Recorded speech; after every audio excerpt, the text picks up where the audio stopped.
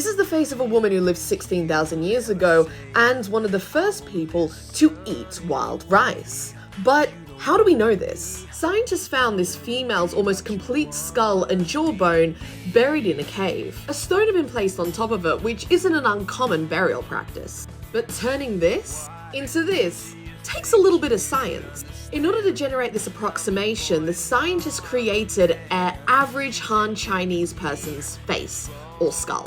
And that's what this is here, the average skull of a Han Chinese person. And they used various markers on this average skull.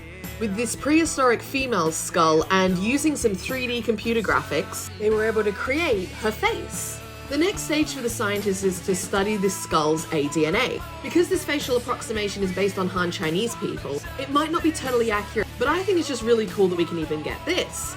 Now to the question of, how do we know that she was collecting wild rice? Preserved in the same cave where this woman was found are these. They're called phytoliths. These are silica particles from plants, and they preserve incredibly well in the fossil record. These here are the rice phytoliths, however it's only R which is domesticated rice. All the rest are wild. But how can we tell the difference? Wild rice has got a lot less of what's called fish scale decoration, while domesticated ones don't. 90% of the phytoliths found in the cave were from wild rice. And 16,000 years ago, when this woman was buried in the cave, was also when the wild rice was in the cave. The phytoliths are the earliest evidence of humans gathering rice in southern China, meaning she was one of the first humans to do so.